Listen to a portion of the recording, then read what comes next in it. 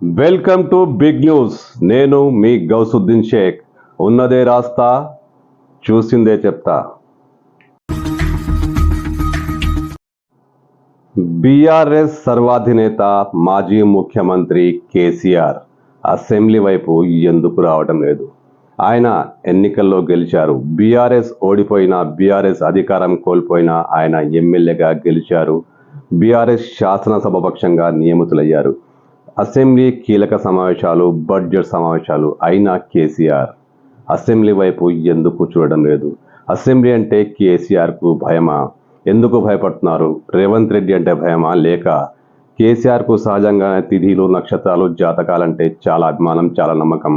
ఈ కోణంలో ఆయనకి ఎవరైనా ఇప్పట్లో అసెంబ్లీకి వెళ్ళొద్దని సలహా ఇచ్చారా? అసలు కేసీఆర్ మనసులో ఏముంది?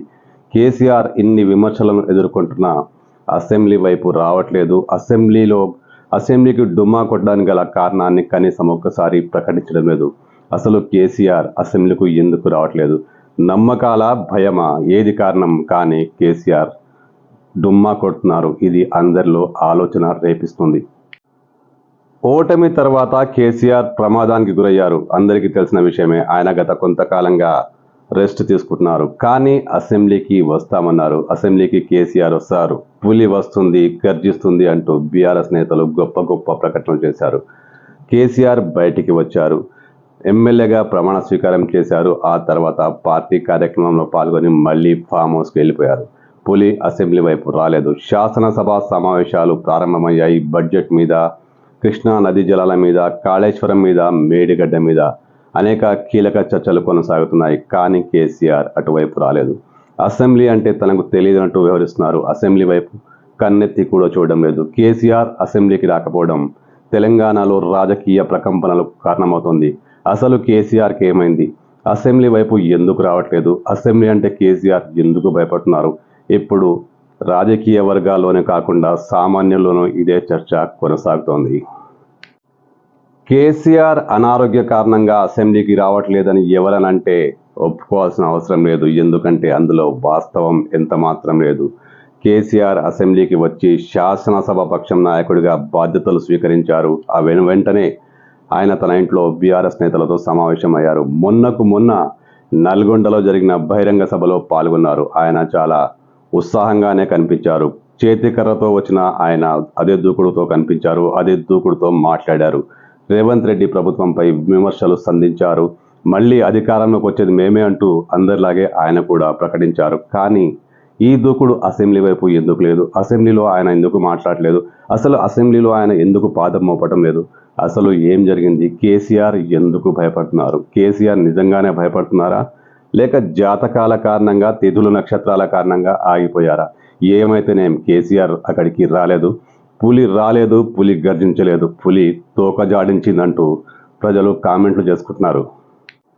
కేసీఆర్ అసెంబ్లీకి రాకపోవడం అసెంబ్లీలోనూ చర్చనీయాంశంగా మారింది. ముఖ్యమంత్రి రేవంత్ రెడ్డి సహా కాంగ్రెస్ ఎమ్మెల్యేలందరూ కేసీఆర్పై దుమ్మెత్తి పోశారు. కేసీఆర్ ఎందుకు రావట్లేదు? కాళేశ్వరం మీద చర్చ జరుగుతుంది, మేడిగడ్డ మీద చర్చ జరుగుతుంది, నదీ జలాల వాటా మీద చర్చ జరుగుతోంది, ఆంధ్ర తెలంగాణ నదీ జలాల సమస్యపై చర్చ జరుగుతోంది. అయినా కేసీఆర్ దుమ్మగొట్టారు. కేసీఆర్ భయపడి రావట్లేదంటూ రేవంత్ రెడ్డి సహా కాంగ్రెస్ ఎమ్మెల్యేలందరూ విరుచుకుపడుతున్నారు. బీఆర్ఎస్ ఎమ్మెల్యేలకు ఈ విషయంలో కనీసం కౌంటర్ ఇచ్చే పరిస్థితి లేదు. కేసీఆర్ ఎందుకు రావట్లేదు అనే విషయాన్ని కాకుండా వారు అన్ని విషయాలు మాట్లాడుతున్నారు. కానీ కేసీఆర్ అసెంబ్లీకి ఎందుకు రాలేదు, వస్తారా రారా అనే విషయం బీఆర్ఎస్ నేతల్లో స్పష్టత లేదు. అందుకే వారు కనీసం ఈ విషయమై మాట్లాడటం లేదు. ఎంతసేపు కాంగ్రెస్ మీద కౌంటర్ ఇవ్వడం చూపిస్తే కేసీఆర్ రాకపోవడం అనే విషయం మీద వాళ్ళు నోరు విప్పడం లేదు, పెదవి కలపడం లేదు.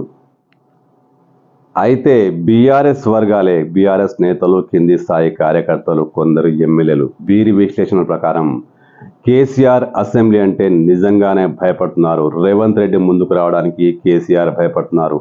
గతంలో అసెంబ్లీలో రేవంత్ రెడ్డికి జరిగిన అవమానాలకు ఆయన ప్రతీకారం తీర్చుకోవచ్చని, కేసీఆర్ పట్ల ఆయన అసభ్యంగా ప్రవర్తించవచ్చని, అవమానకరంగా వ్యవహరించవచ్చని కేసీఆర్ భయపడుతున్నారట. అసెంబ్లీకి వస్తే అందరూ ఎదురుదాడి చేసి తన ప్రతిష్టను దెబ్బతీసే ప్రమాదం ఉందని కేసీఆర్ ఆందోళన వ్యక్తం చేస్తున్నారట. ఇదే కారణంగా ఆయన అసెంబ్లీకి రావట్లేదు.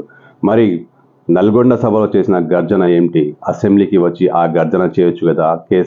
కేసీఆర్ రేవంత్ రెడ్డిని ఎదుర్కోవచ్చు కదా. కానీ అక్కడ సంఖ్యాబలం కేసీఆర్కు లేదు.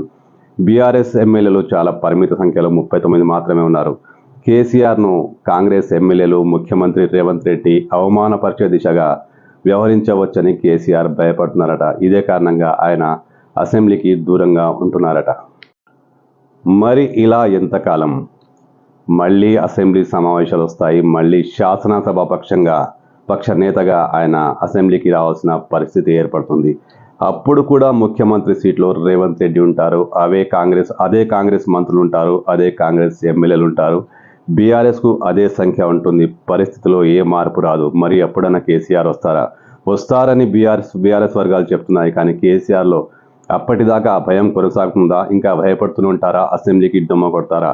ఇదే జరిగితే అసెంబ్లీకి కంటిన్యూగా డొమ్మ కొడితే కేసీఆర్ శాసనసభ సభ్యత్వం కూడా రద్దయ్యే ప్రమాదం ఉంది. మరి కేసీఆర్ ధైర్యాన్ని కూడదీసుకొని మళ్ళీ పులిలా రావాలని బీఆర్ఎస్ నేతలు కోరుకుంటున్నారు. బీఆర్ఎస్ కార్యకర్తలు ఆశిస్తున్నారు. కేసీఆర్ నిజంగా పులిలా వస్తారా? మళ్ళీ సమావేశాలకైనా మళ్ళీ తోక జాడిస్తారా? ఇప్పుడు రాజకీయ వర్గాల్లో ఇది చర్చనీయాంశమే.